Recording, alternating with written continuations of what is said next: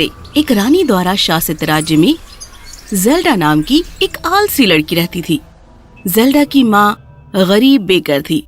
वो सुबह से शाम तक काम करती, जब तक कि वो पूरी तरह से थक नहीं जाती थी। नकचड़ी रानी को खुश करने के लिए वो स्वादिष्ट पेस्ट्री पकाती थी, लेकिन ज़ेल्डा ने हमेशा उसकी मदद करने से इनकार किया। कुछ काम भी नहीं करती थी। ज़ेल्डा की माँ ने उसे कितनी बार मदद मांगी, लेकिन आलसी ज़ेल्डा के पास हमेशा कोई बहाना रहता था। अंत में उसे रूबी रंग के सूत की कताई का काम सौंपा गया, जिसे रानी ने प्रत्येक शाही पेस्ट्री डब्बे के चारों ओर बांधने का आदेश दिया था। लेकिन ज़ेल्डा शोर मचाती रही और शिकायत करती रही, जब तक कि उसकी माँ ने वो काम भी पूरा कर लिया। ओह, ये काम बहुत उबाऊ है। ज़ेल्डा ने आराम से आह भरी और इसीलिए वो दिन भर बैठी रहती।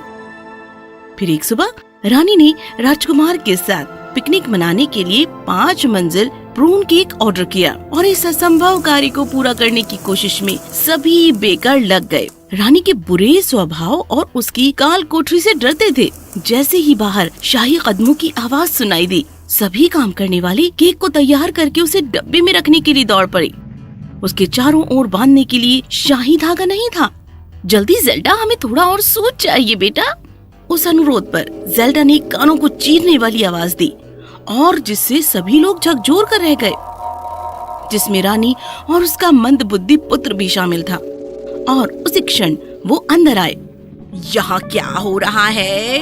रानी अपनी ऊंची और शक्तिशाली आवाज में चिल्ला रही थी। पूरी रसोई में चुप्पी छा गई, जब तक कि ज़ेल्डा की माँ आगे बढ़ी।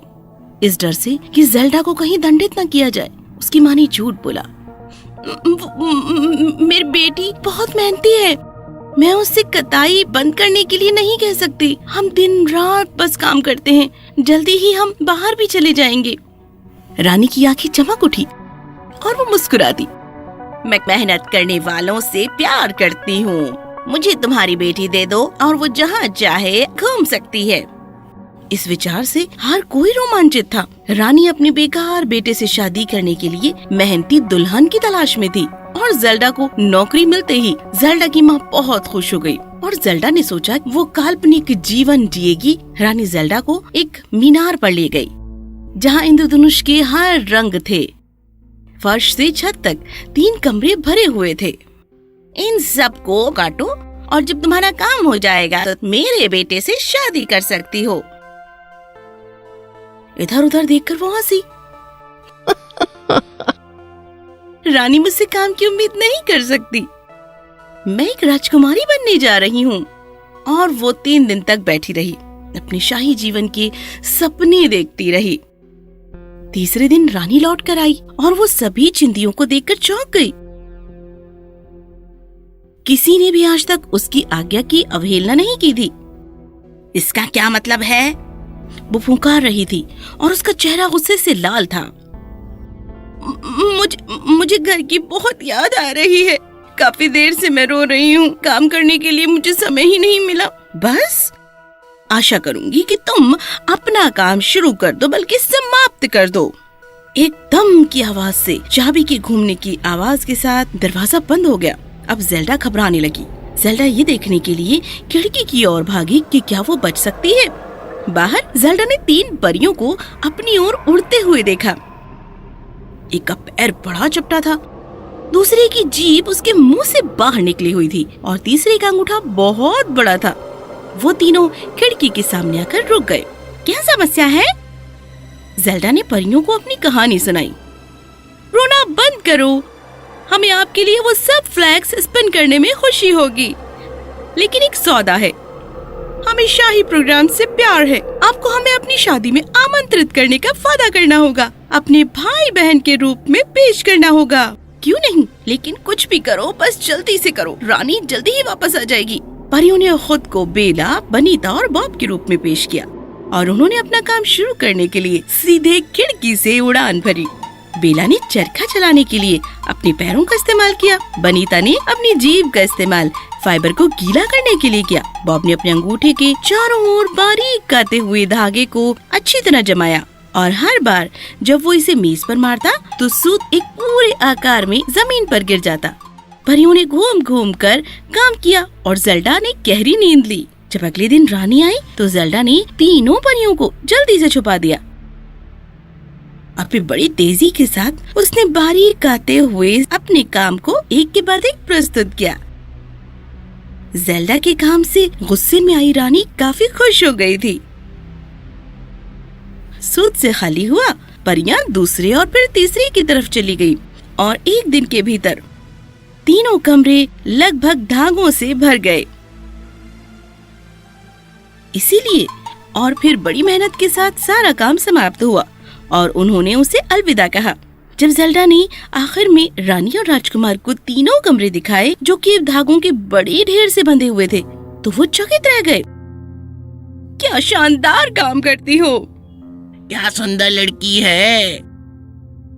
रानी अपनी बात पर खरी थी। उसने अपना राज तिलक उठाया और घोषणा की, मैं तुम्हें अपने बेटे से शादी करने का सम्मान देती हूँ और तुम्हें रॉयल स्पिनर की उपाधि प्रदान करती हूँ ताकि तुम अपना काम आगे भी जारी रखो। ज़ेल्डा इस खबर पर चकित रह गई। फिर उसने परियों के बारे में सोचा और वो मुस्कुराई। मेरे 3 भाई बहन हैं, वो भी शादी में आ सकते हैं। हाँ, ऐसा ही होगा। जल्दी ही शादी का दिन आ गया और जोड़ी ने शादी की रस्में निभाई और फिर दावत शुरू हो गई। तीनों परियां शानदार कपड़े पहने हुए अंदर की तरफ आईं। ज़ेल्डा सोच रही थी कि कोई भी उनके आगमन पर ध्यान नहीं देगा, लेकिन सब लोग मुड़ मुड़ कर उन्हें देखने लगे। हालांकि राजकुमार केवल उनकी कुरूपता देख रहा था और उसने पूछा, तुम्हारा पैर इतना बड़ा किस वजह से हुआ? चरखे को पंप करने की वजह से। फिर वो बनीता के पास दौड़ा। तुम्हारी जीभ किस वजह से लटकी हुई है? सूद को गीला करने की वजह से। अंत में वो बॉब के पास पहुंचा। तुम्हारा अंगूठा इतना बड़ा कैसे बन गया? धागे को मोड़ने की वजह से। इस पर राजकुमार निराश हो गया। कभी नहीं, मेरी खूबसूरत दुल्हन को फिर कभी चरखे के पास नहीं जाना चाहिए।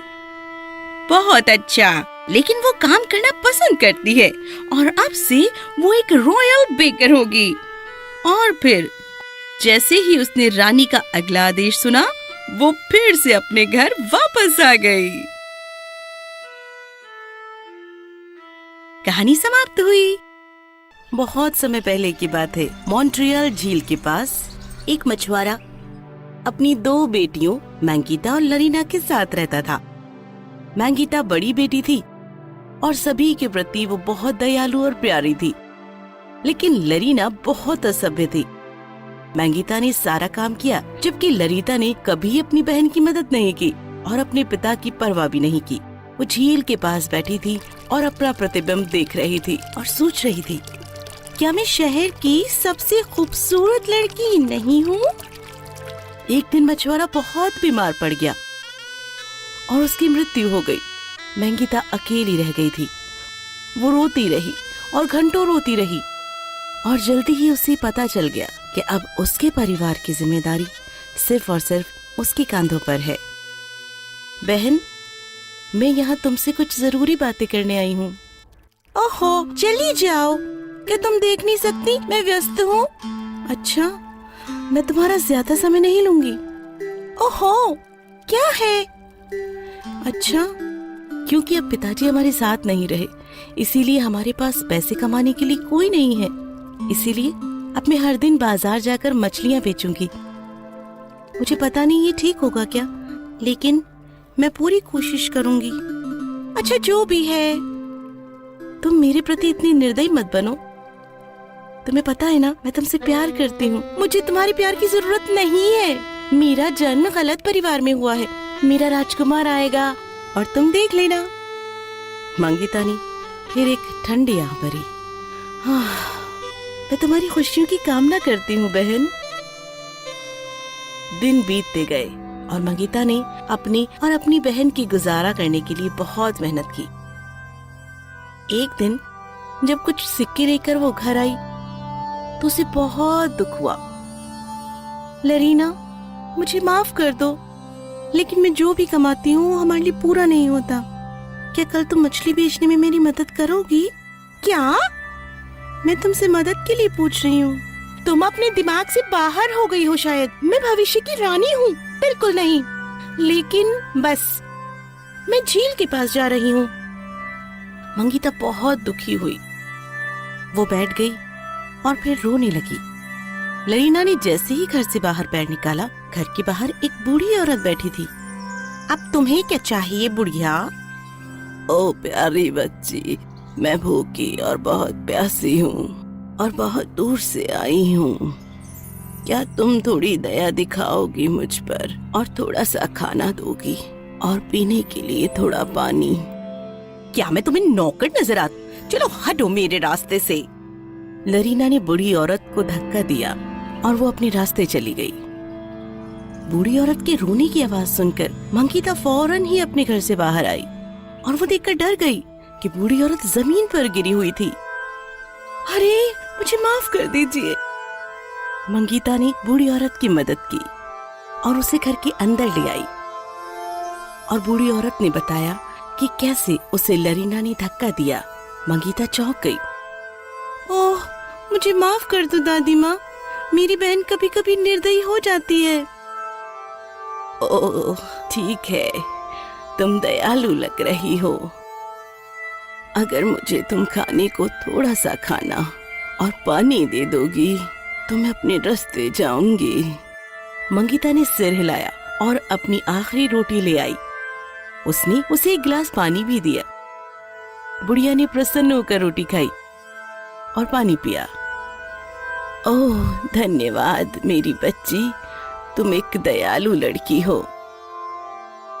बुढ़िया चली गई। उस दिन मंगीता बिना कुछ खाए ही सो गई। कुछ दिनों बाद मंगीता बीमार पड़ गई और खड़े होने के लिए बहुत कमजोर हो गई। लरीना ने हमेशा की तरह उसकी परवाह ही नहीं की। ओ बहन, कृपया बाजार जाओ और कुछ मछलियाँ बेचो, हमारे पास अब जीने के लिए कुछ भी नहीं बचा है। मैं अंतिम बार कहती हूँ कि मैं कहीं पर भी नहीं जाने वाली हूँ, उसने कहा। इतना कहकर लरीना घर से बाहर निकल गई और फिर वहाँ उसे बूढ़ी औरत दिखी। तुम फिर से? मैंने सुना है मंगीता की तबीयत खराब है, मैं उसके लिए ये दवा लेकर आई हूँ। मुझे अंदर आने दो ताकि मैं उसकी देखभाल कर सकूं, वो खो जाएगी। लेकिन लरीना नहीं चाहती थी कि मंगीता ठीक हो जाए, इसीलिए उसने बूढ़ी औरत से झूठ कहा। ओह, वो बिल्कुल ठीक है, मैं उसकी बहन हूँ और उसकी अच्छी तरह से देखभाल कर रही हूँ। सच में? हाँ बिल्कुल। अच्छा तो ठीक है, इन बीजों को अपनी बहन के लिए काम में लेना। लरीना ने बुढ़िया से बीजों का थैला ले लिया। मंगीता का बुखार और बढ़ गया और पूरी रात वो सो नहीं पाई। लरीना ने उसे बीजों के बारे में कुछ नहीं कहा और बैग को बिस्तर के नीचे छिपा दिया। अगली सुबह मंगीता को बहुत पसीना आ रहा था। लरीना मुस्कुराई और जैसे ही वो घर से बाहर निकलने वाली थी, बूढ़ी औरत ने फिर प्रवेश किया। बिना पूछे हमारे घर में घुसने की हिम्मत कैसे हुई? बूढ़ी औरत मुस्कुराई, उसने चुटकी बजाई और एकदम से वो सुंदर से दिखने वाले राजकुमार में बदल गई। मैं एक राजकुमार हूँ, प्रिंस माइकल। मेरे पास रहस्यवादी शक्तियाँ हैं और मैं शादी करने के लिए सबसे दयालु महिला की तलाश में हूँ और आखिरकार मुझे सही लड़की मिल ही गई है। खैर, बिल्कुल मेरे दोस्त, आपको पता नहीं है। चलो कहीं दूर चलें और आराम से रहें। चुप रहो असभ्य लड़की, मैं तुम्हारे बारे में बात नहीं कर रहा था। हाँ? प्रिंस माइकल ने मंगीता की ओर अपनी नजरें डाली और आंखें बंद कर ली। उसके शरीर को सुनहरी रोशनी ने घेर लिया। मंगीता ने अपनी आंखें खोली और महसूस किया कि वो कभी बीमार ही नहीं थी। प्रिंस माइकल ने अपनी आंखें खोली और सुनहरी रोशनी खो गई। लरीना और मंगीता दोनों आश्चर्य में थे। उन्हें पता नहीं था कि क्या हो रहा है। प्रिंस माइकल मुस्कुराए और सब कुछ उन्हें समझाया। मैं पूरी रात सिर्फ तुम्हें देख रहा था। तुम्हारी बहन ने तुम्हें वो बीज नहीं दिया जो मैंने तुम्हारे लिए छोड़ा था। वो नहीं चाहती थी कि तुम जीवित रहो। ये सुनकर मंगीता टूट गई और वो अपनी बहन की ओर मुड़ी। उसका दिल टूट गया। मेरी बहन? क्यों? ओहो, मेरे पास इन सारे नाटकों के लिए समय नहीं है।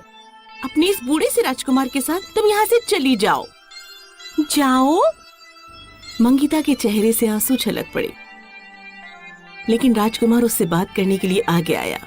उसके लिए दुखी मत होइए, वो आपके प्यार और दया के लायक नहीं है। कुछ लोग अपने दिल में कड़वाहट रखना चुनते हैं और वे कभी नहीं बदलेंगे। मेरी बहन एक दिन बदल जाएगी, मुझे पता है। राजकुमार ने मंगिता से उसका हाथ मांगा और उसने हाँ कर दी। प्रिंस माइकल ने चुटकी बजाई और दोनों बिना किसी धुएं के ही कहीं पर खो गए। एक भव्य समारोह हुआ जहाँ मंगिता और राजकुमार ने शादी कर ली और दोनों एक दूसरे के साथ खुशहाल जीवन जीने लगे। कहानी खत्म हुई। बार की बात है, एक रानी रहती थी जिसके पास एक जादुई और बहुत सुंदर बिल्ली थी जिसका नाम कीसा था, जिससे वो बहुत प्यार करती थी। एक दिन रानी ने कहा, ओ कीसा, तुम मुझसे ज्यादा खुश हो। तुम्हारे पास माता पिता हैं, लेकिन मेरा अपना कोई नहीं। रो नहीं, मैं देखती हूँ क्या किया जाएगा। कीसा भी उसी की तरह बहुत अच्छी थी और फिर वो जंगल में रहने वाली एक परी के पास गई बात करने के लिए। रानी ने एक बच्ची को जन्म दिया। रानी खुश हो गई और जल्दी ही बच्चे ने भी बिल्ली को देखना शुरू किया, क्योंकि वो कमरे के चारों ओर कूद रही थी और जब बिल्ली उसके बगल में नहीं सोती थी तो वो बिल्कुल भी नहीं सोती। एक शाम जब नर्स बिल्ली की तलाश करने आई बच्चे के झूले में सुलाने के लिए, लेकिन उसे वो कहीं नहीं मिली। वो बिल्ली को तलाशने लगी, लेकिन ये किसी भी काम का नहीं था। बिल्ली तो भाग गई थी और किसी को नहीं पता था कि वो कहाँ गई है। वर्षों बीत गए और जब एक दिन राजकुमारी जवान हुई और बगीचे में खेल रही थी, तब उसने बहुत दूर अपनी गेंद को फेंक दिया और वो एक झाड़ियों में चली गई। राजकुमारी भी झाड़ियों में गई और लंबी घासों के सामने रुक गई। फिर उसे एक आवाज सुनाई दी, इंगब्यूक, इंगब्यूक, क्या तुम मुझे भूल गई हो? मैं कीसा हूँ, तुम्हारी बहन। लेकिन मेरी तो कोई बहन नहीं है। क्या तुम्हें याद नहीं है मैं तुम्हारे बगल में झूले में सोती थी? अच्छा, फिर तुम क्यों चली गई थी? मगर इससे पहले कि कीसा जवाब देती, इंगब्यूक की दासी मौके पर पहुंच गई और कीसा वापस जंगल में चली गई। राजकुमारी को अपने सेवकों पर बहुत गुस्सा आया और उसने रानी को सारी बात बता दी। हाँ, ये बिल्कुल सच है जो कुछ कीसा ने कहा, मुझे उसे फिर से देखना है।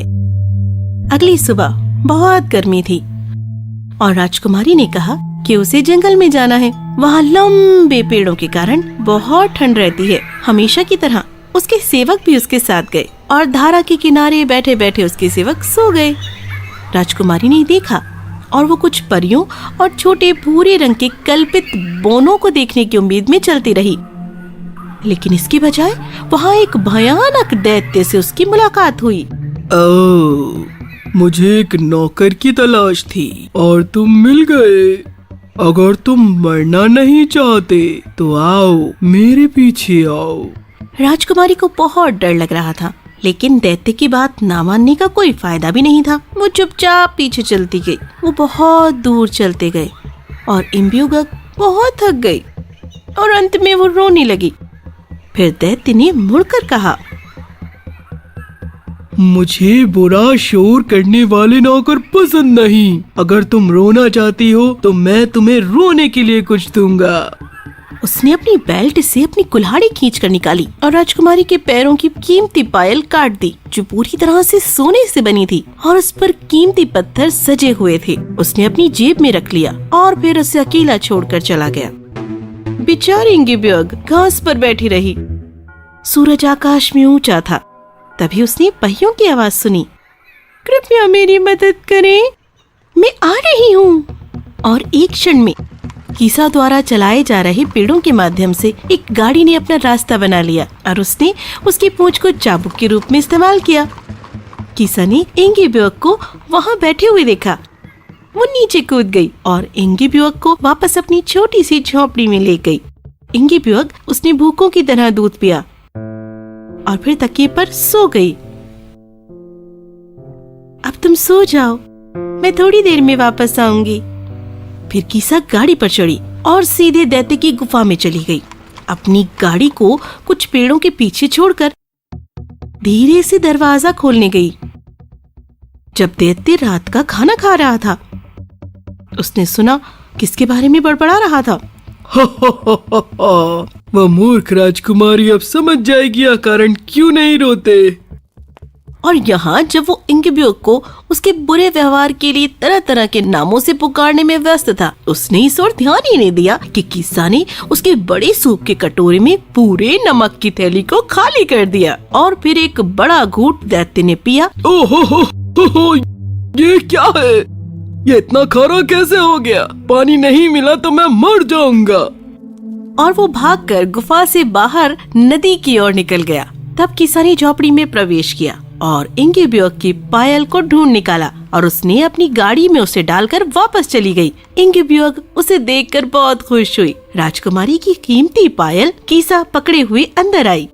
ओह, धन्यवाद किसा, मुझे ये पायल बहुत पसंद है। तुमने इसे पा लिया, तुम्हारा बहुत धन्यवाद।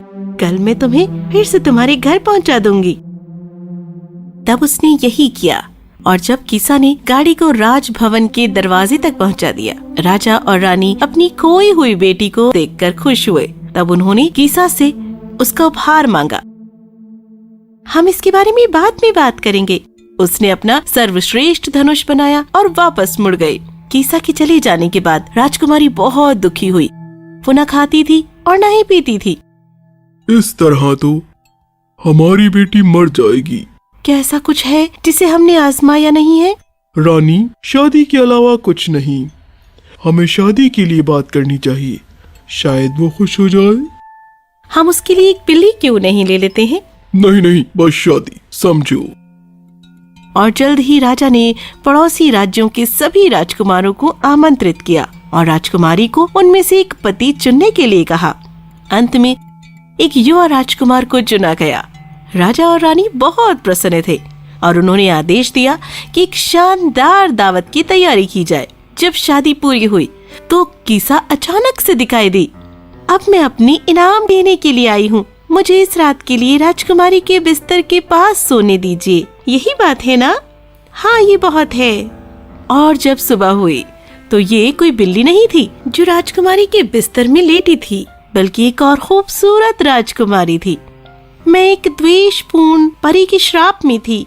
मैं तब तक मुक्त नहीं होती जब तक कुछ अच्छा न करूं। तब वे सब और अधिक प्रसन्न हुए और तब राजकुमारी कीसा ने भी दूसरे राजकुमार से विवाह किया और अपने एक राज्य पर शासन करने के लिए चली गई। कहानी समाप्त हुई। की बात है, फेजरिया नामक एक शक्तिशाली राज्य था जो अपने प्यारे राजा मार्कस का था। वो अपनी प्रजा से बहुत प्रेम करता था और हमेशा अपने राज्य के लोगों के जीवन को बेहतर बनाने के लिए सोचता रहता था। वो न केवल एक अच्छा राजा था बल्कि एक बड़ा ही प्यारा पति और पिता भी था। वो अपनी पत्नी और उनकी इकलौती संतान एनास्थीसिया से प्रेम करता था, लेकिन उसका चालाक मुख्य सलाहकार फायरॉन अच्छे राजा को पसंद नहीं करता और धीरे धीरे उसने मंत्रियों और शूरवीरों को राजा के खिलाफ भड़काया।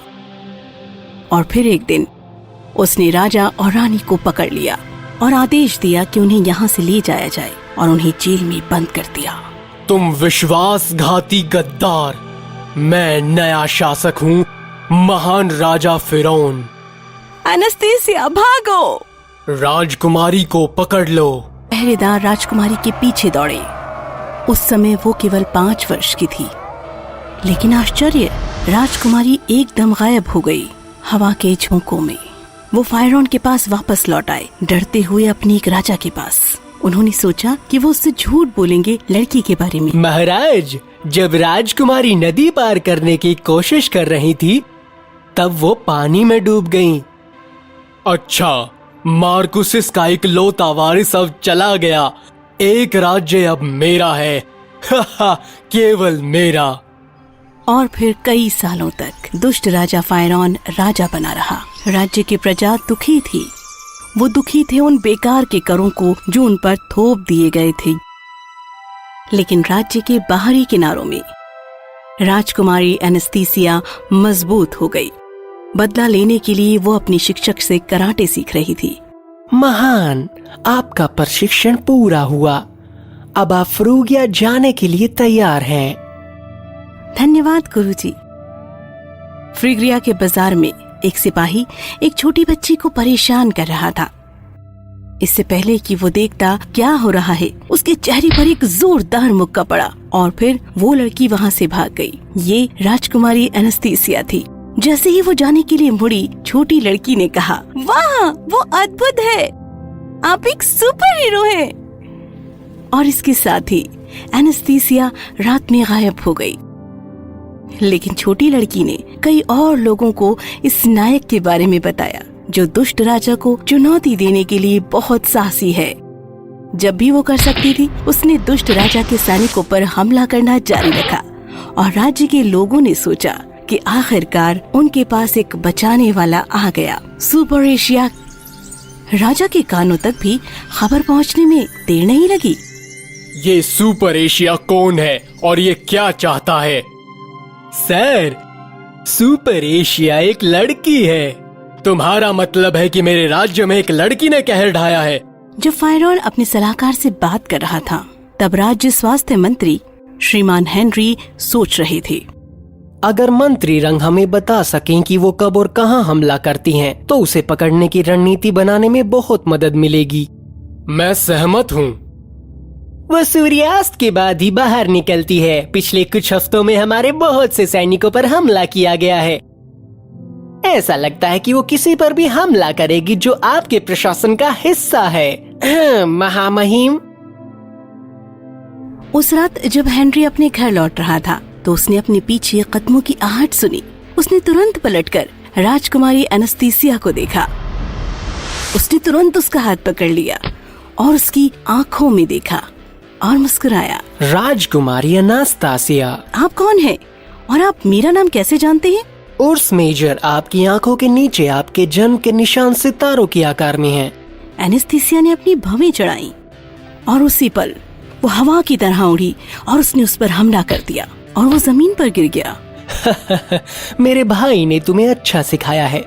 जिस दिन तुम भाग गए थे, मेरे भाई लुई ने फ्रूगिया को राज्य के छोर पर छोड़ दिया। मुझे लगा था कि शायद उसने तुम्हें बचा लिया था, और सुपर एशिया की अफवाहों और शाही प्रशासन के प्रति उसकी नाराजगी ने मुझे उस काले दिन की याद दिला दी। मुझे ये देखकर राहत मिली कि आप जीवित हैं। वो दोनों उठ खड़े हुए और वो बहुत देर तक उसे गौर से देखती रही। आखिर आप उस दुष्ट राजा के लिए काम क्यों कर रहे हैं? लुईस और मैंने किंग मार्कस और उसके परिवार की रक्षा करने की कसम खाई थी, लेकिन फिरौन ने बहुत सावधानी से सब कुछ योजना बनाई थी। जब राजा रानी को बंदी बना लिया गया था, मुझे विकल्प दिया गया कि या तो सेवा करें या फिर हमेशा के लिए जेल में डाल दिए जाएं। मैंने सोचा कि अगर मैं जिंदा होता और जेल से बाहर होता तो मैं किसी दिन ऐसा कर पाता। मैंने उनके दल में शामिल होने का स्वीकार किया। मेरे भाई को हालांकि मेरे इरादों के बारे में पता नहीं था, इसलिए वो तुम्हारे साथ चला गया और मुझे अपने ठिकाने के बारे में कभी नहीं बताया। उस दिन से मैं राजा और रानी को बाहर निकालने के अवसरों के लिए देख रहा हूँ, लेकिन मैं ऐसा नहीं कर पाया हूँ। लेकिन अब तुम यहाँ हो। मैं बस अपने माता पिता को जेल से बाहर निकालना चाहती हूँ। आप हमारे लिए वफादार हैं तो साबित करें, बताएं उन तक कैसे पहुँचूं? हेनरी ने एनास्टेसिया को समझाया कि सिर्फ फायरॉन के पास उसके माता पिता की सेल की चाबी थी, इसीलिए उन्हें रिहा करने के लिए उन्हें दुष्ट राजा को उखाड़ फेंकना होगा। फिरौन हमेशा शाही राक्षसों से घिरा रहता है, सिवाय साल में एक बार जब वो उस विश्वासघाती रात को फिर से दिखाने के लिए एक मंचीय नाटक करता है जिसमें उसने अपने पिता को धोखा दिया था। फिरौन हर साल लोगों को ये याद दिलाना पसंद करता है कि वो उनका महान राजा है, लेकिन खुद को एक महान योद्धा और एक परोपकारी नेता के रूप में प्रस्तुत करता है। वो अकेले ही नाटक खेलता है और बाद में अन्य कलाकार इसमें शामिल हो जाते हैं। हेनरी ने एनास्टेसिया को नाटक के दिन और समय के बारे में बताया। एनास्टेसिया मुस्कुराई और कुछ ही दिनों में वो दिन आ गया। लोग अनिच्छा से मंच के पास इकट्ठा हो गए, इस डर से कि निमंत्रण को अस्वीकार करने का मतलब दुष्ट राजा का बदला होगा। राजा के सलाहकारों और मंत्रियों ने आगे की सीटों पर कब्जा कर लिया और नाटक शुरू हो गया। लेकिन जब पर्दा खुला तो दर्शक हैरान रह गए। फायरॉन बंधा हुआ था और मंच पर लेटा हुआ था, जबकि एनास्टेसिया सिंहासन पर बैठी थी। क्या वो नाटक का हिस्सा है? अरे वो सुपर एशिया है। और फिर हेनरी सीट से उठे और स्टेज पर आकर बोले, ये बात है फिरौन के शासन का अंत। देवियों और सज्जनों, मैं आपको आपके लंबे समय से खोई हुई राजकुमारी पेश करता हूँ और सिंहासन की असली उत्तराधिकारी राजकुमारी अनास्तासिया। प्रजा खुशी से झूम उठी।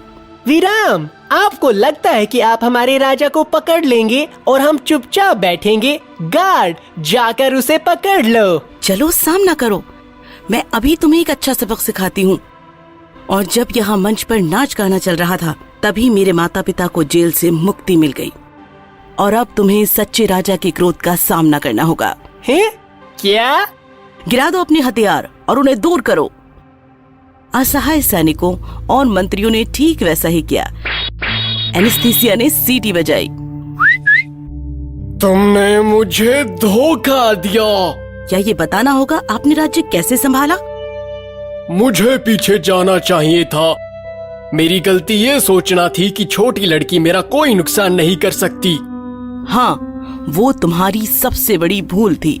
और इस प्रकार फायरॉन और उसके आदमियों को जेल में डाल दिया गया। एनेस्थीसिया अपने माता पिता के साथ फिर से मिल गई और हेनरी अपने भाई के साथ फिर मिल गए और राज्य के लोग एक बार फिर रहने लगे खुश। कहानी खत्म हुई। If you enjoyed this story, please like and subscribe our channel and press the bell icon to get future updates. And don't forget to comment.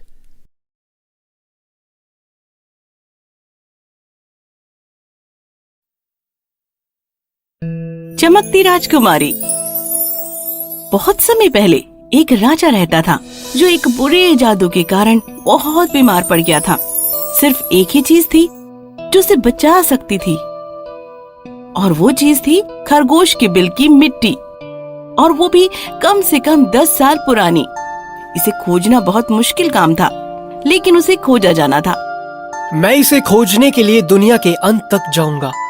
राजकुमारी खरगोश के बिल को खोजने के लिए जंगल में निकल पड़ा। बहुत देर तक वो यहाँ वहाँ दौड़ता रहा, लेकिन कोई भी खरगोश उसे दिखाई ही नहीं दिया। तभी अचानक एक खरगोश ने उसका रास्ता काटा और उसने देखा कि खरगोश ने एक गुफा में प्रवेश किया है, लेकिन वो गुफा एक दुष्ट दानव की थी। अब हमारे यहाँ कौन है? एक राजकुमार है। मेरी गुफा में प्रवेश करने की तुम्हारी हिम्मत कैसे हुई? मुझे खरगोश के बिल से मिट्टी चाहिए।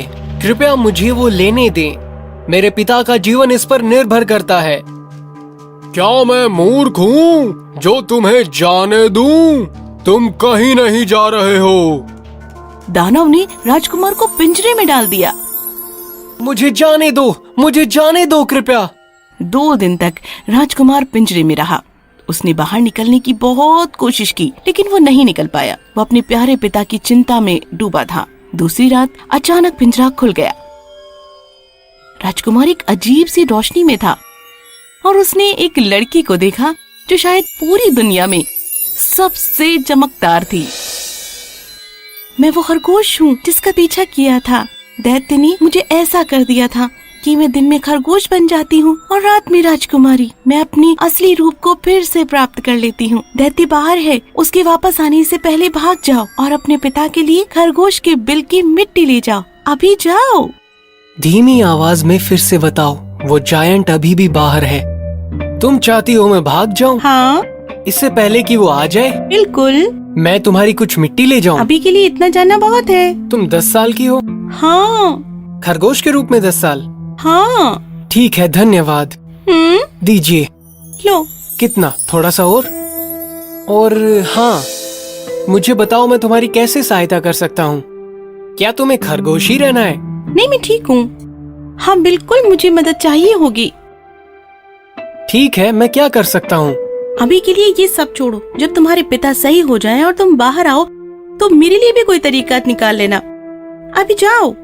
वो सब काफी धुंधली दिशाएं दिखती हैं, पर मैं अच्छा घुमंतू हूँ। ठीक है, मिलते हैं फिर कभी। अब जाओ। राजकुमार ने वैसा ही किया जैसा उसे कहा गया। उसने महल में आकर अपने पिता की जान बचाई और फिर जैसा कि राजकुमारी ने कहा था, वो फिर से दुनिया घूमने के लिए निकल पड़ा। पिताजी, अब जब आप ठीक हो, मुझे आपको एक कहानी बतानी है।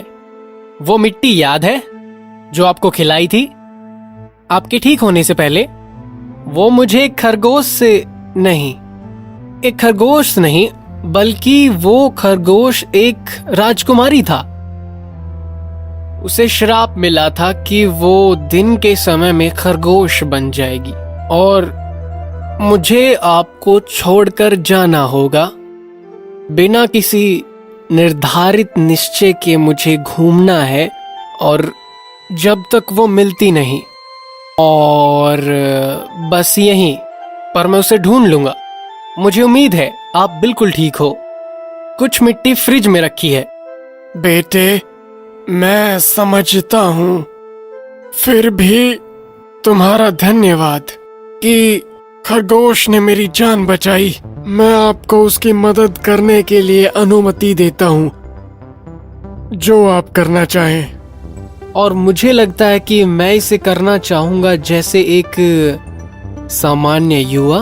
पता नहीं घूमने में कितना समय लगेगा और मैं इसमें कौन सा काम सीख सकता हूँ, और शायद ये हो सकता है एक व्यावसायिक काम। बहुत अच्छे, और विजय तुम्हारी हो। इसीलिए राजकुमार ने एक साधारण युवा के रूप में महल छोड़ दिया। वो बहुत दूर गया। जब एक रात वो एक सराय में मछुआरे से मिला। अरे नवयुवक, आपको पहले नहीं देखा है, यहाँ नए हो? हाँ, मैं काम सीखना चाहता हूँ। मेरा मतलब है काम तुम्हारे जैसा करना चाहता हूँ। तो मेरे साथ क्यों नहीं आते? मैं तुम्हारे मजबूत हाथों से मदद ले सकता हूँ मछुआरा बनने के लिए।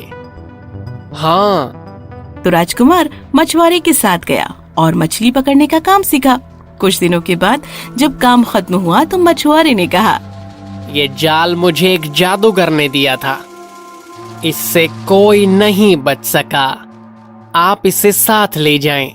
बहुत बहुत धन्यवाद। और इसीलिए राजकुमार आगे बढ़ गया। जब वो भूखा था तो उसने मछली पकड़ी, और जब उसे पैसों की आवश्यकता थी उसने मछलियाँ बेच दी। वो एक नए राज्य में पहुंचा जिसका महल रात में 1000 तेज रोशनी से जगमग था। उसने इसके बारे में लोगों से पूछा। सुनो भाई, मैं यहाँ नया हूँ, कृपया बताएं कि इस महल को क्यों सजाया गया है? ये महल तो हर रात ही सजता है। राजा अपनी बेटी की सुंदरता पर बहुत गुरूर करता है, और राजा ने तो ये चुनौती भी दी है कि आए जो उसकी बेटी से ज्यादा चमकदार हो। सिर्फ सुंदरता पर इतना जोर क्यों? ये तो बस एक पिता का गर्व है। ओह अच्छा। राजकुमार राजा के दरबार में गया। महारानी, मैं एक युवती को जानता हूँ जो कि सूर्य मैं जानता हूँ, मैंने देखा, वो दिखती है, वो सुंदर और चमकीली, जो स्वयं चमकती है सूर्य की तरह। कृपया मुझे क्षमा करें महारानी, मैं एक युवती को जानता हूँ जो सूर्य की तरह चमकती है।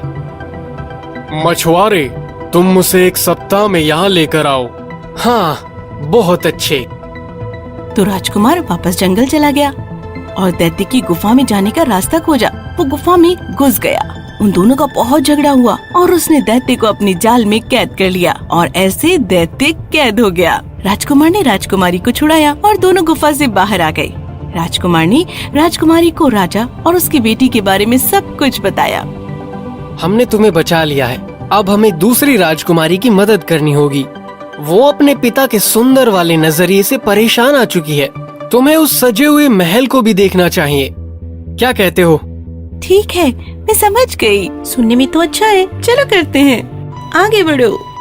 तो फिर आखिरकार ये दैत्य का खरगोश वाला जादू सदा के लिए आखिर टूट कैसे सकता है? तोड़ा जाए वो भी हमेशा के लिए। अगर मैं सोने की धूल से जाऊं तो इस जादू को तोड़ा जा सकता है। महिला या खरगोश की तरह? मुझे नहीं लगता कि क्या करना होगा। तुम्हारे पास कितना समय है? इसीलिए उन्होंने राज्य की यात्रा की। कहाँ है वो लड़की जो मेरी बेटी से ज्यादा खूबसूरत है? महाराज, उसे दिखाने के लिए आपके खजाने से कुछ सोने की धूल चाहिए। वो कुछ इस तरह की बोतलें होंगी। प्स, प्स, प्स, प्स। राजा चमकती हुई राजकुमारी को देखने के लिए बहुत बेचैन था। उसने इसका आदेश दिया। इन्हें सोने की धूल दी जाए। हाँ, धूल नली में डलनी चाहिए उड़ाने के लिए हवा में, ताकि सब कुछ सुनहरा सा लगने लगे। ये सबसे खूबसूरत राजकुमारी की प्रस्तुति है। महाराज, ये सोने की धूल के साथ समय भी बर्बाद कर रहा है। अगर ऐसा है तो उसको इसके लिए भुगतान करना पड़ेगा। तो फिर सोने की धूल को पाइपों में भर दिया गया और पहरेदारों ने उसे उड़ा दिया, जिससे सोने की मोटी सी धुंध तैयार हुई। तभी राजकुमारी आ गई। वो सुनहरी धुंध से बाहर निकली। उसका जादू आखिरकार टूट गया और पूरा दरबार उसकी सुंदरता से मंत्रमुग्ध हो गया। प्रिय, आप वास्तव में दुनिया की सबसे चमकदार महिला हैं। देखिए पिताजी, अब तो आप मेरी सुंदरता का ये उत्सव बंद कर दें। मुझे खेद है प्रिय।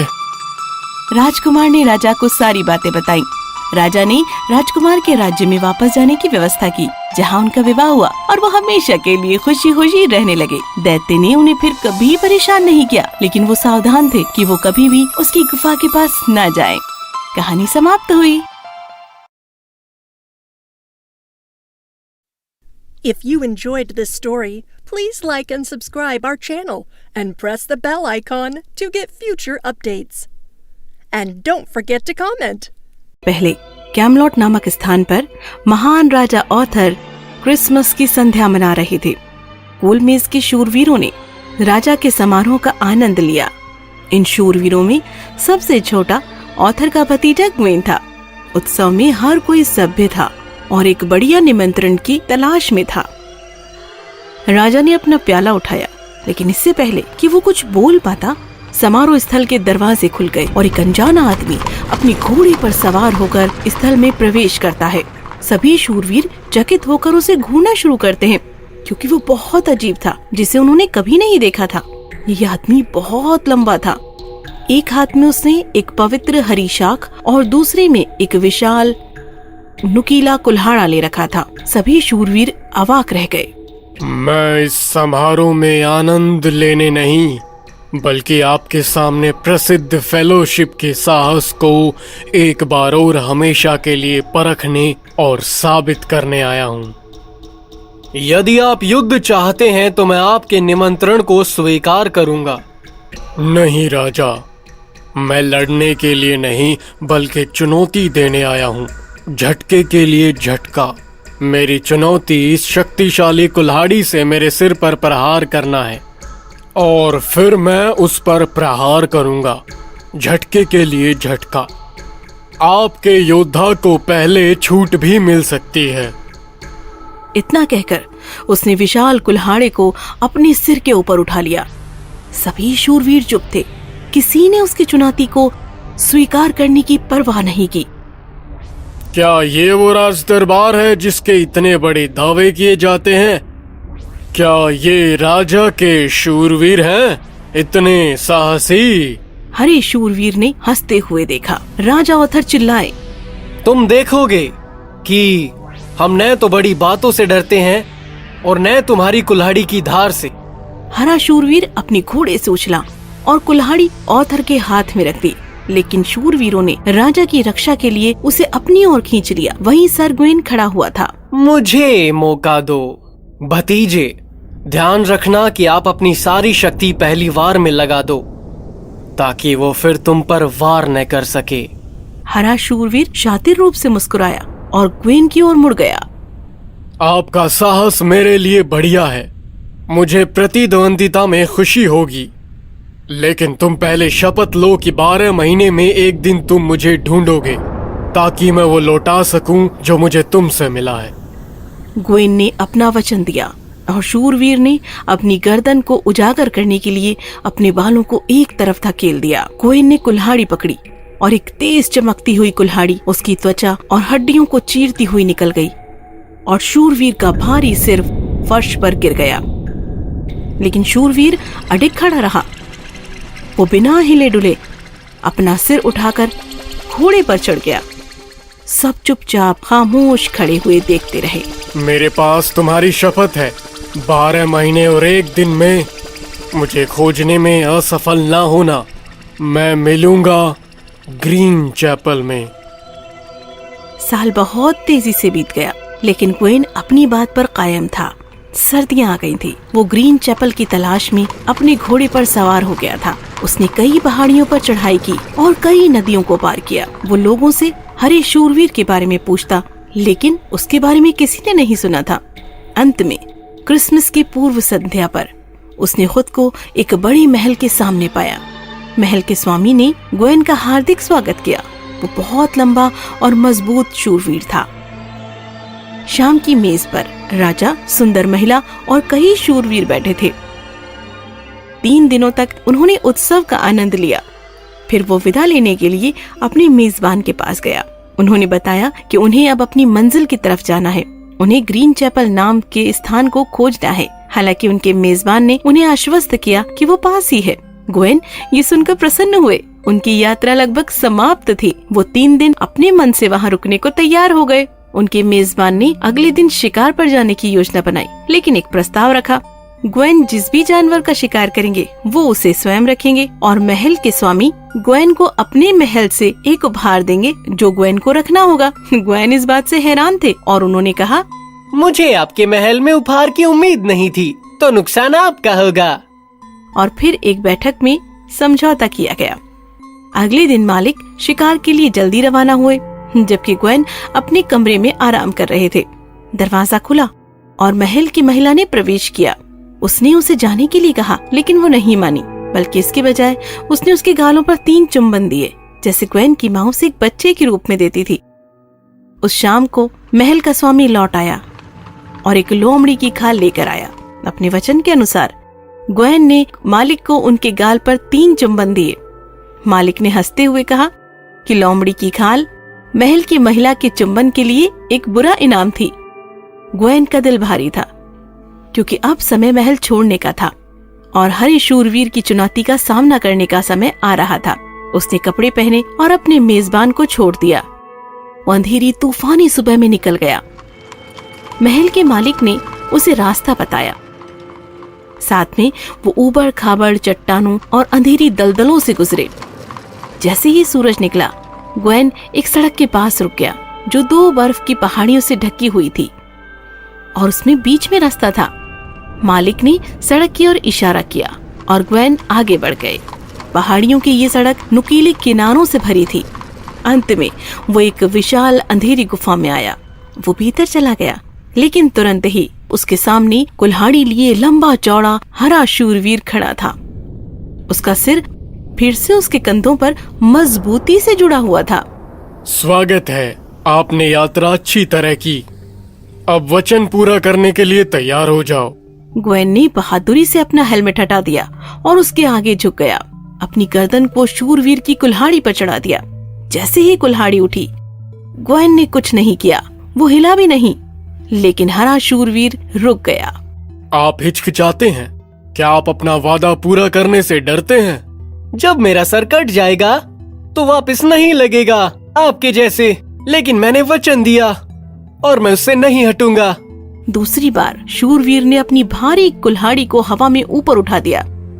इस बार ग्वेन ना तो हिला और ना ही रोया, क्योंकि तेज कुल्हाड़ी हवा में सीटी की तरह बज रही थी और उसकी गर्दन की त्वचा को चीर रही थी। कुछ क्षण वहीं खड़े रहकर ग्वेन को लगा रक्त की कुछ बूंदों के अलावा उसे कुछ नुकसान नहीं हुआ था। वो हरे शूरवीर को देखने के लिए मुड़ा, लेकिन वो नहीं था। उसके बजाय महल के मालिक, जिन्होंने उस पर हाथ रखा था, उसे अपने कंधों पर उठा लिया। मेरे बहादुर शूरवीर, हमारे कोई बेटा या बेटी नहीं है। उत्तराधिकारी होने के लिए साहस, ईमानदारी और सच्चे आदमी की तलाश की। मैं एक आदमी की तलाश में आर्थर की अदालत में आया था, जो इस राज्य में हमारा स्थान लेने के योग्य हो, और वो तुम हो। सर बबलैक ग्वेन को महल में ले गए, जहां उन्होंने उसे उस क्षेत्र का स्वामी घोषित किया। ग्वेन ने अपने शेष दिनों में साहस, ईमानदारी और सच्चाई के साथ शासन किया। कहानी समाप्त हुई। एक जमाने में एक बूढ़ी माँ रहती थी। उसे एक सुंदर बेटी थी। जब राजकुमारी बड़ी हुई तब उसकी शादी एक राजकुमार से तय हुई। वो जिस राज्य में रहता था वो बहुत दूर था। माँ, क्या ये मुझे करना पड़ेगा? हाँ मेरी प्यारी राजकुमारी, मैंने राजकुमार को वचन दिया है कि तुम मुझसे ही शादी करोगी। लेकिन मैं आपके साथ रहना चाहती हूँ। मैं बूढ़ी हो चुकी हूँ, अब कब बुलावा आ जाए क्या पता। मैं चाहती हूँ कि तुम्हारा पति तुम्हारी हिफाजत करे। ऐसा मत करो ना माँ। ठीक है, मैं जाने के लिए तैयार हूँ। मैं नहीं चाहती हूँ कि तुम अकेली जाओ, इसलिए मैं तुम्हारे साथ एक दासी भेजती हूँ। और हाँ फलदा, तुम्हारा घोड़ा तैयार है क्या? हाँ माँ, हम जाने के लिए तैयार हैं। एक बात याद रखो, वो फलदा मेरे साथ ईमानदार है और मुझे यकीन है कि वो मुझे तुम्हारे साथ घटने वाली हर घटना बताएगा। मैं जानती हूँ, तुम चिंता मत करो। फिर रानी और उसकी बेटी महल के बाहर गए। वहाँ दासी और घोड़ा उनका इंतजार कर रहे थे। अब चलो दासी। जैसी आपकी आज्ञा राजकुमारी। चलो, अलविदा। दासी बहुत दुष्ट थी। उसे राजकुमारी बिल्कुल भी पसंद नहीं थी। उसे खुद को एक दिन राजकुमारी बनने के सपने आते थे। राजकुमारी और दासी दोनों अपने अपने घोड़े पर चढ़ी और उन्होंने महल छोड़ा। काफी घंटों के सफर के बाद राजकुमारी को बहुत जोर से प्यास लगी और उसने दासी से कहा, दासी, उस झरने से थोड़ा पानी लेके आओ ना। अगर तुम्हें प्यास लगी है तो घोड़े से उतरो और झरने पर झुककर खुद पानी पियो। राजकुमारी विनम्र थी। वो घोड़े से नीचे उतरी और झरने के पास जाकर झुक के पानी पीने लगी। उसके बाद वो वापस घोड़े पर आके बैठी। फिर दासी ने कहा, अब से मैं तुम्हें आज्ञा दूंगी और तुम उसका पालन करोगी। चलो अपने कपड़े मुझे दो और तुम मेरे कपड़े पहनो। अब से मैं राजकुमारी हूँ और तुम मुझे वचन दो कि ये बात किसी से नहीं बताओगी, वरना बहुत पछताओगी। मैं वचन देती हूँ। दासी ने फिर राजकुमारी के कपड़े पहन लिए और उसी के घोड़े पर जाकर बैठी। घोड़ा बहुत समझदार था। उसे मालूम था राजकुमारी कौन है। उसने दासी के हुक्म को नहीं माना। फिर वो राजमहल पहुँचे। राजकुमार उन्हें सामने से मिलने आया। मेरे महल में आपका स्वागत है प्यारी राजकुमारी। ये लड़की कौन है? ये मेरी दासी और सहयोगी है, लेकिन वो मुझे पसंद नहीं है। वैसे आपके पास अगर इसके लिए कोई काम हो तो बताइए। वैसे मेरे पास एक कोनाड नाम का लड़का है जो हंस संभालने का काम करता है। ये उसकी मदद कर सकती है। और हाँ, इस घोड़े को मार डालिए। क्या क्या क्यों? ये तो अच्छा घोड़ा लग रहा है। इसकी वजह से आज रास्ते पे मैं मरने ही वाली थी। असल में दासी को पता था कि फलदा बोल सकता है और शायद वो राजकुमार को बता देगा कि उसने किस तरह असली राजकुमारी के साथ बर्ताव किया है। मैं घोड़े को मार नहीं सकता, उसके बदले मैं उसे कैद खाने में डाल देता हूँ। शुक्रिया। नहीं। घोड़े को ऐसी जगह कैद कर लिया गया कि वो वापस कभी न दिखे। दूसरे दिन दासी राजकुमारी से मिलने गई। तुम अब अपने घोड़े को कभी नहीं देख पाओगी। तुम मेरे साथ ऐसा बर्ताव क्यों कर रही हो? तुम अपना काम करो, नहीं तो मैं राजकुमार को बता दूंगी कि मुझे तुमसे भी छुटकारा चाहिए। फिर दासी वहाँ से चले गई और राजकुमारी रोने लगी। अचानक एक बूढ़ा आदमी आया और उसने कहा, चिंता मत करो, मैं जानता हूँ तुम्हारा घोड़ा कहाँ है। उसे जहाँ रखा है वहाँ तुम्हें ले चलता हूँ। धन्यवाद बाबा। ये सारी बातें कोनाट झाड़ियों के पीछे छुपकर सुन रहा था और उसने सोचा, ये गुप्त बात लगती है। मैं भी वहाँ जाऊंगा। हो सकता है शायद महाराज को भी इसकी जानकारी होना जरूरी होगा। सेवक राजकुमारी को घोड़ा दिखाने ले जा रहा था। कोनाट छुपकर उसका पीछा कर रहा था। हम पहुँच गए, लेकिन अब तुम्हें सावधान रहना होगा। जी बिल्कुल। फिर वो बूढ़ा वहाँ से गया और राजकुमारी अंदर गई जहाँ घोड़े को रखा गया था। कोनाट भी उसके पीछे गया। जैसे ही उसने घोड़े को देखा उसने खुद से कहा, बेचारा फलदा, कैसे रखा है तुम्हें? बेचारी राजकुमारी, तुम भी तो दुखी हो। ये अगर तुम्हारी माँ को पता चला तो उन्हें कितना दुख होगा। कोनाट ये देखकर चकित ही रह गया कि घोड़ा भी बात करता है। बाप रे, मैं पागल हो गया हूँ या ये घोड़ा सच में बोल रहा है? ये बात राजा को बतानी होगी, लेकिन वो मुझ पे यकीन करेंगे? पता नहीं, लेकिन थोड़ा सोचना पड़ेगा। वो ये सब सोच रहा था तभी राजकुमारी चली गई। दूसरे दिन सुबह रोज की तरह सब कुछ सामान्य था। राजकुमारी अपने बाल बना रही थी जो सोने के थे। कोनाट उसका बाल लेना चाहा। कोनाट, मुझे परेशान मत करो, छोड़ो मेरे बाल। लेकिन तुम्हारे बाल कितने अच्छे हैं, मैं बनाऊं तुम्हारे बाल? नहीं, रुको, कहा ना कोनाट। लेकिन मुझे तुम्हारे कुछ बाल चाहिए। छोड़ो मुझे। राजकुमारी चिल्लाई और उसने हवा को आदेश दिया। आ जाओ हवा। कोनाट की टोपी हवा में ले जाओ। दौड़ाओ इसे इधर से उधर, जब तक मैं अपने बाल न बना लूं।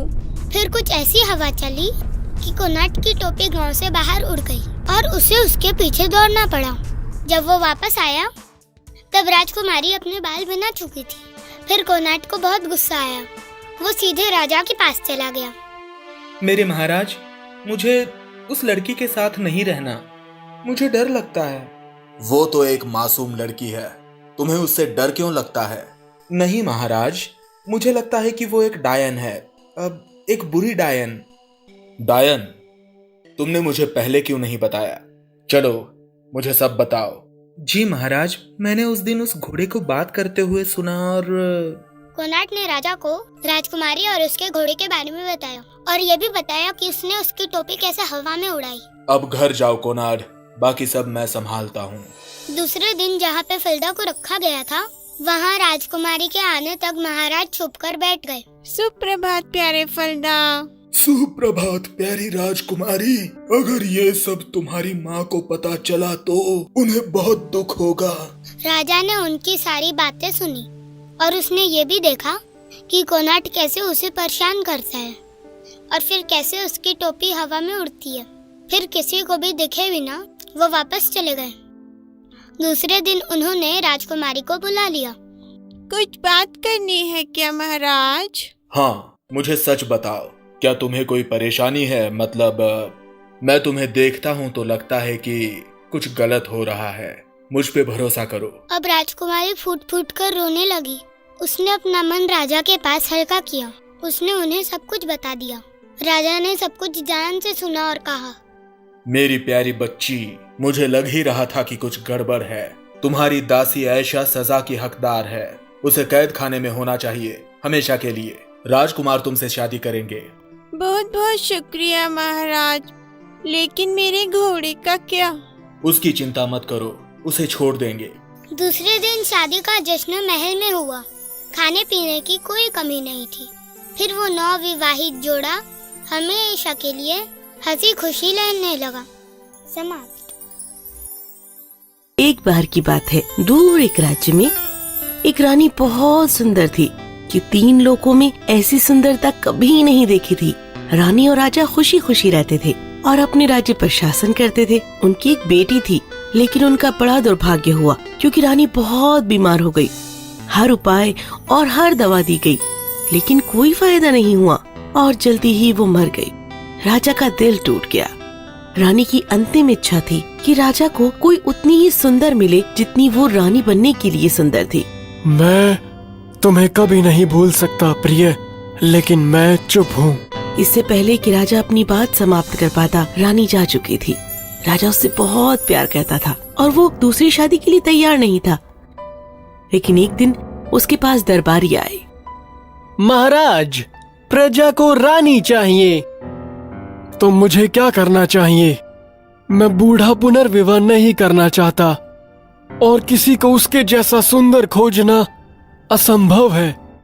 राजा को नहीं पता था कि उसे क्या करना है, लेकिन एक दिन उसकी बेटी उसके पास आई और उसने महसूस किया कि वो बिल्कुल अपनी माँ की तरह दिखती है। वही सुनहरे बाल, वही स्वर्गीय सुंदरता। राजा के मन में एक विचार आया और उसने एक निर्णय लिया। अंत में उसने अपनी मरती हुई पत्नी से जो वादा किया था वो पूरा करेगा। राजा ने अपने दरबारियों को दरबार में बुलाया। हमारे राज्य की नई रानी होगी मेरी बेटी। वो रानी के रूप में शक्ति जुटाएगी और उसका विवाह प्रधानमंत्री के पुत्र से होगा जो मेरे जाने के बाद राजा बनेगा। राजकुमारी खुश नहीं थी। पिताजी, ये क्या है? ये तुम्हारी माँ की इच्छा थी प्रिय। किसी ऐसे व्यक्ति से शादी कैसे कर सकती हूँ जिसे मैं जानती नहीं हूँ? मैंने फैसला ले लिया है। ठीक है, लेकिन मेरी 4 इच्छाएं हैं। अवश्य मेरी प्रिय। मुझे 3 कपड़े चाहिए, एक सूर्य के समान सुनहरा, एक चांद के समान चांदी सा, और तीसरा तारों की तरह चमकीला, और अंत में जंगल से एक फूल, एक पक्षी या जानवर को नुकसान पहुंचाए बिना हजारों चीजों से बना हुआ एक कोट। आपकी मनोकामना पूर्ण होगी। इसीलिए राजा ने राज्य के सबसे अच्छे बुनकरों को बुलाया और उन्हें कपड़े बुनने के लिए कहा। सैनिकों ने कोट के लिए सामग्री एकत्रित की। प्यारी बेटी, जो तुम चाहती थी वो बन गया है और अखरोट के खोल में डाल दिया गया है। आपकी शादी का समय आ गया है। लेकिन पिताजी, मैं किसी ऐसे व्यक्ति से कैसे शादी कर सकती हूँ? तुमने वादा किया था बेटी, अब अपनी बात पर अड़िग रहो ताकि मैं वचन पूरा कर सकूं। पिताजी, माँ का क्या मतलब था जब उन्होंने कहा प्यार लोगों को सुंदर बनाता है? बस तुम कल शादी करोगी। राजकुमारी ने महल से भागने का फैसला किया। उसने अपने पिता के लिए एक पत्र छोड़ा। मुझे माफ करें पिताजी, लेकिन एक दिन आप समझ जाएंगे। राजकुमारी हर जगह घूमती गई। वो जंगलों में घूमी, कई राज्यों में गई जिन्हें वो नहीं जानती थी। एक दिन थकी हुई वो एक खोखले पेड़ के अंदर गई और वहीं सो गई। वहाँ से उस देश का राजा गुजरा। महामहिम, एक पेड़ के खोखले के अंदर एक अजनबी है। उसने अलग सा लबादा पहना हुआ है। बहुत अच्छा, उसे महल में लाओ। सैनिकों ने राजकुमारी को जगाया। राजकुमारी को महल में ले जाया गया, जहाँ उसे रसोई का काम दिया गया। एक दिन राजा की दावत थी। सारे काम करने के बाद राजकुमारी ने रसोइये से पूछा, श्रीमान, सारा काम हो गया है, क्या अब मैं जाकर नृत्य देख सकती हूँ? बिल्कुल ठीक, आधे घंटे में वापस आओ। धन्यवाद, मैं जल्दी ही आ जाऊंगी। राजकुमारी दौड़कर अपने कमरे में चली गई। वो तैयार हो गई और उसने अपने अखरोट से सूरज की तरह चमकने वाली पोशाक पहन ली और उसने अपने सुनहरी बाल भी खोल दिए। फिर वो नृत्य में चली गई। जैसे ही उसने प्रवेश किया, हर कोई उसकी आश्चर्यजनक सुंदरता से मंत्रमुग्ध हो गया। राजा ने उसके साथ नृत्य किया, लेकिन जब आधा घंटा हो गया तो राजकुमारी गायब हो गई। वो वापस चली गई थी रसोई में काम करने के लिए। सुनो, पहले राजा के लिए सूप तैयार करें। जी श्रीमान। तो राजकुमारी ने राजा के लिए सूप तैयार किया और उसने अपनी सोने की अंगूठी भी कटोरे में डाल दी। सूप पकाया और परोसा गया। राजा ने रसोइये को बुलाया। ये सूप आपने बनाया? इसमें आमतौर पर होने वाला स्वाद नहीं है, क्योंकि ये सूप उन सूप से अच्छा है जिसे मैंने पहले चखा है। ये मेरी रसोई से, और ये उस लड़की ने बनाया। जब राजा ने सूप खत्म किया तो कटोरे के नीचे सोने की अंगूठी मिली। तब रसोइये ने राजकुमारी को बुलाया और राजा ने उसे वो अंगूठी दिखाई। क्या ये तुम्हारा है? मेरी जैसी कोई गरीब लड़की के पास ऐसी अंगूठी कैसे हो सकती है महाराज? तुम्हें देखकर मुझे किसी की याद आ गई। तुम्हारा सूप स्वादिष्ट था, धन्यवाद। बहुत शुक्रिया महाराज। कुछ दिनों के बाद में महल में एक और नृत्य संध्या आई। एक बार फिर राजकुमारी ने रसोइये से नृत्य देखने की इच्छा की। इस बार उसने चांदी की तरह अपनी पोशाक पहन ली और फिर राजा ने उसके साथ नृत्य भी किया। लेकिन जैसे ही आधा घंटा हुआ वो गायब हो गई और फिर से एक बार रसोई की लड़की बन गई। इस बार राजकुमारी ने अपना सोने का हार सूप के कटोरे के नीचे डाल दिया और राजा के पास भेज दिया। ओह, ये सूप अब तक का सबसे अच्छा सूप है। ये क्या है? एक हार? उस लड़की को एक बार फिर से भेजो। एक बार फिर राजकुमारी वहाँ पहुँची। क्या ये तुम्हारा है लड़की? मेरे जैसी गरीब रसोई की लड़की के पास ऐसा हार कैसे हो सकता है? राजा रहस्य में रसोई की लड़की और नृत्य पर मिली लड़की के बारे में सोचकर परेशान हो गया। इसीलिए जब अगली नृत्य संध्या का समय आया तो उसने फैसला किया कि वो सच्चाई का पता लगा लेगा। श्रीमान, सारा काम हो गया है, क्या अब मैं जाकर नृत्य देख सकती हूँ? ठीक है। राजकुमारी ने अपनी पोशाकों में से सितारों की तरह चमकदार पोशाक पहनी और नृत्य में आ गई। राजा ने उसके साथ नृत्य किया और सूप में पहले दिन मिली अंगूठी उसकी उंगली में चुपके से सरका दी। राजकुमारी को पता भी नहीं चला। राजा ने जोर देकर कहा कि राजकुमारी थोड़ी देर और रुक जाए, लेकिन राजकुमारी को देर हो चुकी थी। आधा घंटा बीत गया था और वो जल्दी से गायब हो गई। देर होने के कारण उसने हाथ में पहनी अपनी अंगूठी को भी नहीं देखा। ऐसा ही इस बार भी हुआ। उसने अपनी सोने की चूड़ियाँ सूप के कटोरे में डाल दी और राजा को परोस दी। राजा ने रसोइये को बुलाया। जब वो वहाँ पहुँची तो उससे चूड़ियों के बारे में पूछा तो राजकुमारी ने कहा, मेरे जैसी गरीब रसोई की लड़की के पास ऐसी चूड़ी कैसे हो सकती है महाराज। राजा ने उसके हाथ में वो अंगूठी देखी। वो गहरे विचार में था। मैं रसोई वाली लड़की के साथ नाच रहा हूँ। उसने उससे पूछा कि उसने ये सब नाटक क्यों किया। इस बार उसने अपने पिछले जीवन के बारे में सब कुछ बता दिया। राजा चकित होकर बोला, मैं तुमसे प्यार करता हूँ। मुझे परवाह नहीं कि तुम रसोई की लड़की हो। मुझे तुम्हारा खाना पसंद है। क्या तुम मुझसे शादी करोगी? हाँ, मैं करूँगी। मैं जीवन भर ऐसा ही खाना खाऊंगा। अंत में उसने राजा से विवाह किया और उन्होंने शाही शादी के लिए खाना बनाने में भी मदद की और शाही रसोइया भी मंत्री बन गया। अब मैं आपको कहूँगा राजा और रानी। राजकुमारी के पिता को भी शादी में आमंत्रित किया गया और उन्हें भी वो मिठाइयाँ दी गईं जो वहाँ पर बनी थी। और फिर ये जोड़ा खुशी खुशी रहने लगा। कहानी समाप्त हुई। बहुत बहुत समय पहले एक राजा और रानी रहते थे जो एक बच्चे की कामना करते थे। कई वर्षों के बाद उन्हें एक बेटी का आशीर्वाद मिला जो उन्होंने अब तक देखी सबसे सुंदर छोटी लड़की थी। पूरा राज्य खुश था और राजा ने खुद एक उत्सव के लिए सबको निमंत्रण दिया था। बच्चे के नामकरण समारोह में दोस्तों और परिवार, पुजारियों और जादूगरों को आमंत्रित किया गया था, लेकिन राजा एक नाम भूल गया था। वो एक डायन, सबसे शक्तिशाली, सबसे दुष्ट। जब चुड़ैल ने उत्सव के बारे में सुना तो उसने वैसे ही समारोह में जाने का फैसला किया। स्वागत है, मेरी बेटी को आशीर्वाद दीजिए। जी महामहिम, पर नन्ही परी कहाँ है? उसकी माँ उसे जल्द ही लाएगी। हालांकि ये तो स्पष्ट था कि राजा ने ये सब अनजाने में किया था कि उससे भूल हो गई थी। इस बात ने चुड़ैल को और भी चिढ़ा दिया और उसने बदला लेने का सोचा। जब नामकरण शुरू होना था और राजकुमारी पर सुगंधित पानी का छिड़काव करना था तो चुड़ैल ने चुपके से पानी में जादू का पाउडर डाल दिया। जैसे ही इसे बच्ची पर छिड़का गया, बच्ची ने अपना सारा वजन खो दिया। वो गुरुत्वाकर्षण से प्रभावित होना बंद हो गई और फिर वो हंसने लगी और ठिठक गई। ये क्या है? डर के मारे नर्स ने बच्ची को छोड़ दिया, लेकिन राजकुमारी नहीं गिरी, वो हवा में उड़ गई। मेरी बेटी, ये क्या हुआ?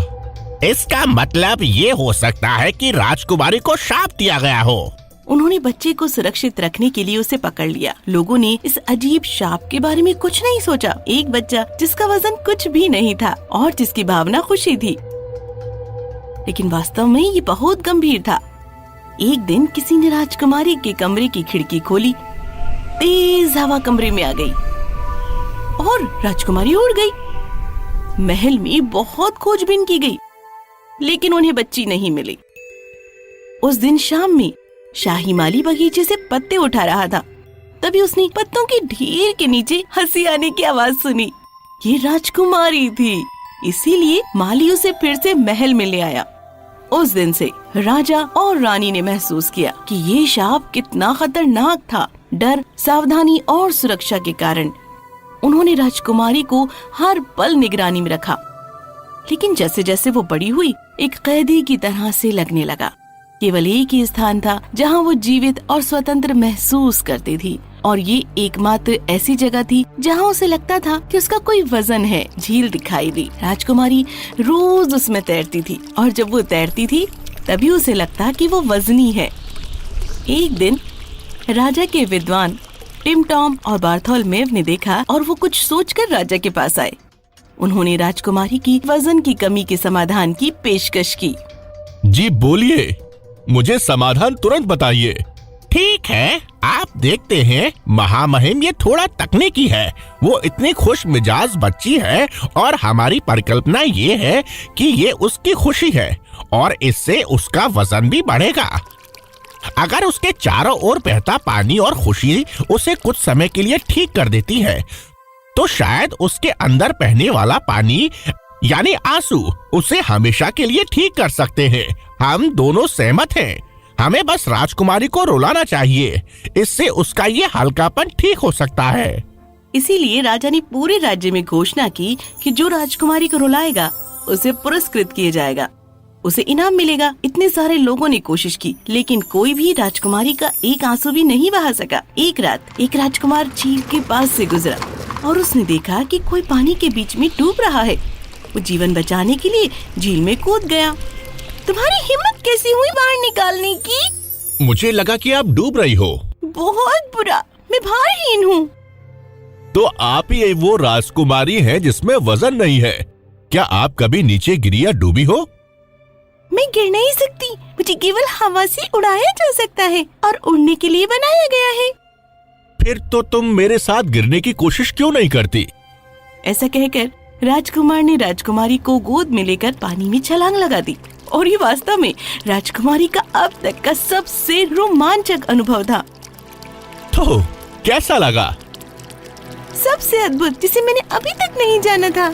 इसीलिए राजकुमार और राजकुमारी हर रात झील पर मिलते थे और एक साथ तैरते थे। लेकिन जब चुड़ैल को राजकुमारी के झील के प्रति प्रेम के बारे में पता चला, तो उसने झील को सुखाने के लिए उस पर जादू कर दिया। धीरे धीरे पानी समाप्त होने लगा, धीरे धीरे झील सूखने लगी और इसके साथ ही राजकुमार को भी ऐसा ही लगा। हमारी बेटी का क्या होगा? राजकुमारी का जीवन झील से बंधा हुआ है। यदि हम झील को पुनर्जीवित नहीं करते हैं, तो हम उसे भी पुनर्जीवित नहीं कर पाएंगे। जैसे जैसे झील सूखती गई दिन ब दिन, जबकि कुछ गहरी जगह पर ही पानी रह गया था, तो राजकुमारी न बोल सकती थी और न ही वो नींद से जाग सकती थी। तभी एक गड्ढे में कुछ लड़कों को चट्टान के नीचे एक सुनहरी प्लेट मिली जिसमें लिखा था, यदि झील को मनुष्यों की खातिर जीना है, तो उसे एक आदमी की जान लेने की अनुमति दी जानी चाहिए, लेकिन उस आदमी को स्वेच्छा से अपना जीवन देने के लिए तैयार होना चाहिए। उसे झील के सूखे तल पर बैठना चाहिए जब तक कि उसका पानी उसके सिर से ऊपर तक ना उठ जाए। और जब राजा ने ये सुना तो उसने सभी को संदेश भेजा, हे महामहिम, मैं झील को अपना जीवन अर्पित करूंगा, लेकिन एक शर्त पर। आपको मंजूर है? वो क्या है? अगर मैं बच गया तो आपकी बेटी से शादी करना चाहूंगा। मुझे पूरी उम्मीद है कि आप जीवित रहेंगे और मैं सहमत हूं। तो राजकुमार झील के तल पर बैठ गया। फिर दरबार के कुछ लोग राजकुमारी को उसकी नाव में लेकर पहुंचे और फिर धीरे धीरे पानी ऊपर उठने लगा। जल्दी ही पानी ने उसके घुटनों को ढक दिया और फिर ये इतना ऊंचा हुआ कि राजकुमारी की नाव को थोड़ा डगमगाया। राजकुमारी ने शक्तियां वापस लेना शुरू की और वो जाग गई। उसने पानी को ऊपर उठते हुए देखा और वो बहुत खुश हुई। वो नहीं जानती थी कि राजकुमार पानी में क्यों बैठा था, जबकि वो एक नाव में थी। राजकुमार, मेरी नाव तैर रही है, देखो पानी बढ़ रहा है, मेरी झील सूख नहीं रही है, हम फिर से तैरेंगे। मैं तुम्हारे साथ फिर से तैरने के अलावा और कुछ नहीं चाहता, लेकिन अब से मैं नहीं कर सकता।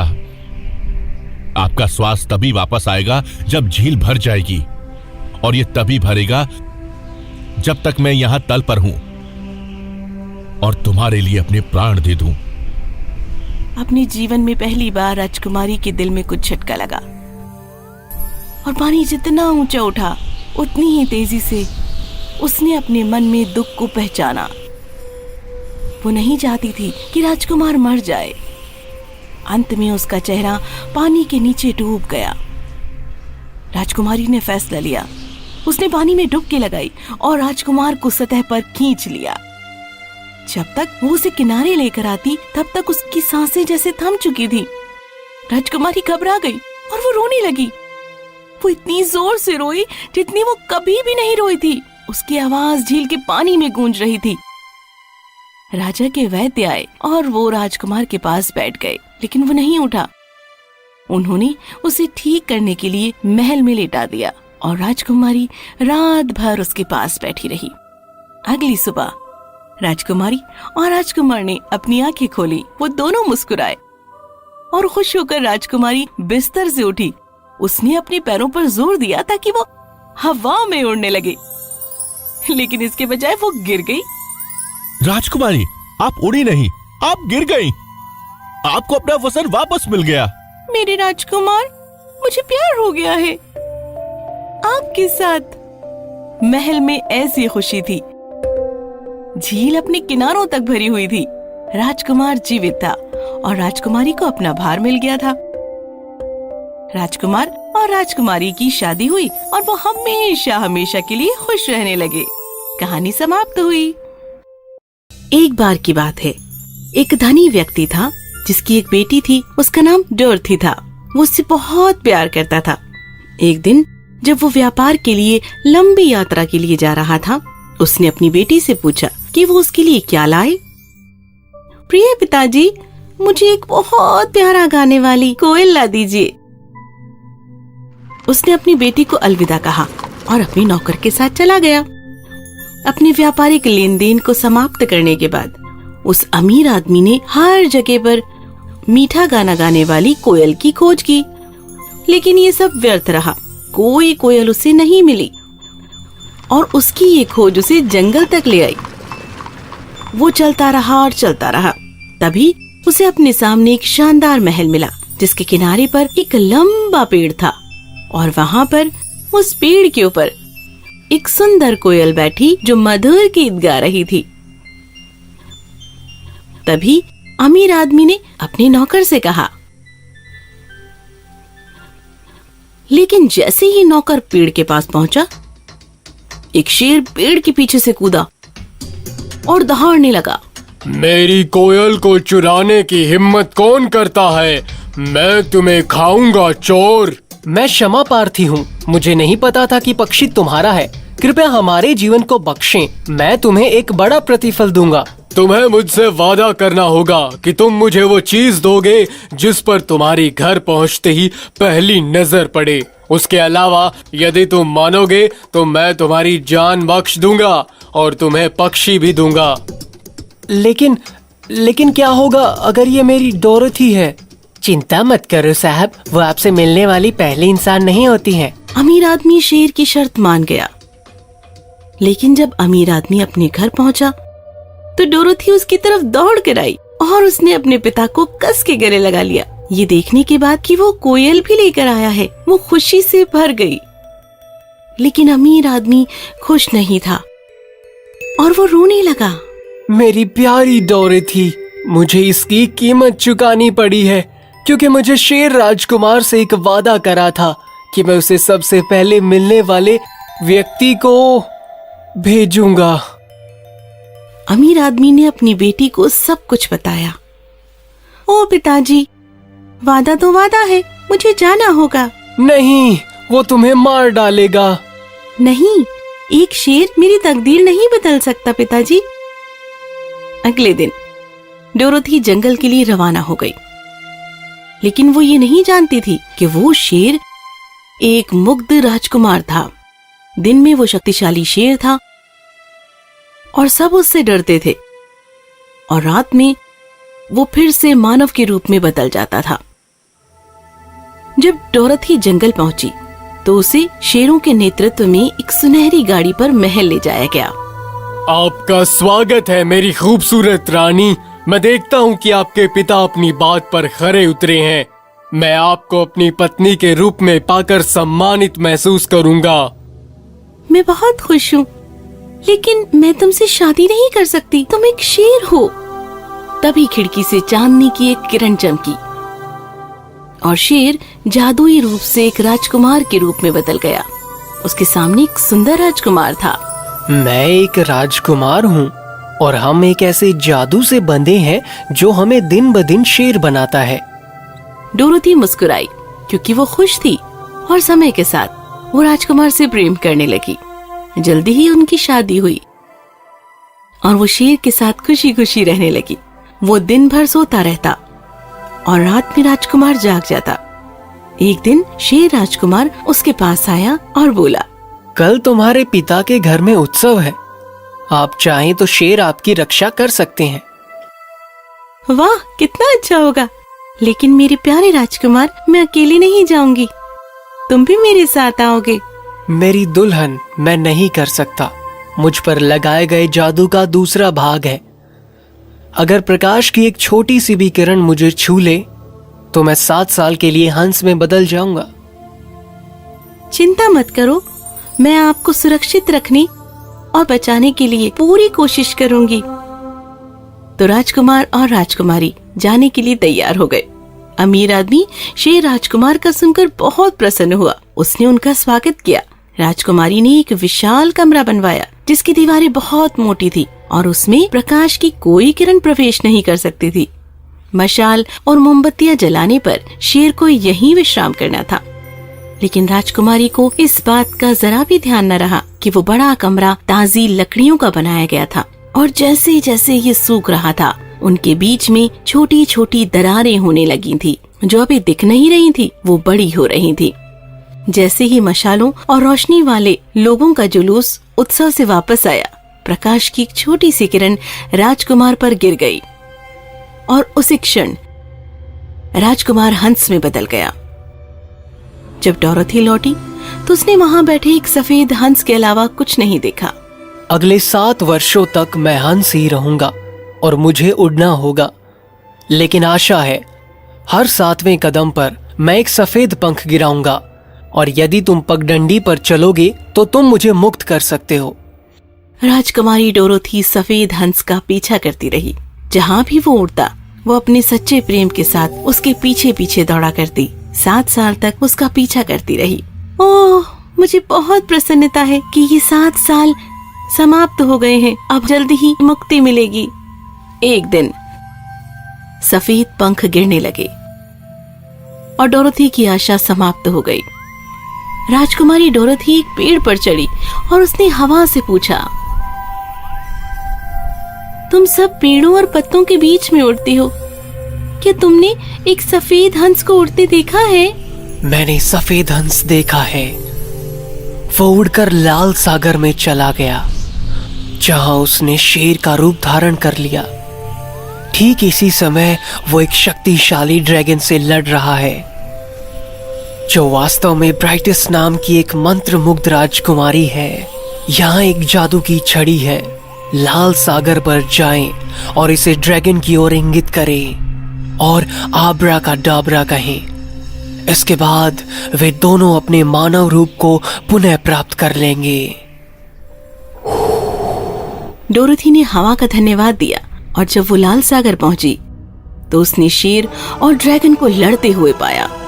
उसने तुरंत अपनी जादू की छड़ी उठाई और ड्रैगन की ओर इशारा किया। आब्रा का डाबरा। छड़ी का जादू ड्रैगन पर लगा और वो जमीन पर गिर गई। राजकुमार शेर ने अपना पंजा उस पर रखा और तुरंत ही वो दोनों अपने मानव रूपों में लौट आए।